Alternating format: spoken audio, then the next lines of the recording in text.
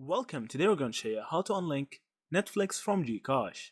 So the first thing you need to do is to sign in to your Netflix account and go to manage payment section. So I will sign in and come back to you.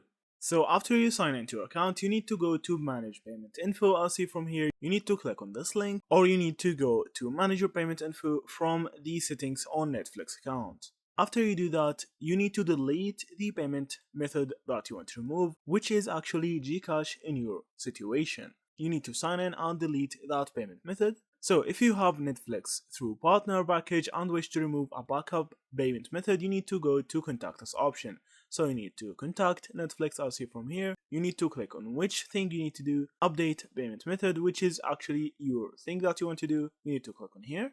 After that, it will redirect you to manage payment info, or you can actually click on here and contact our live support. So that's it. Thank you for watching and see you in the next videos.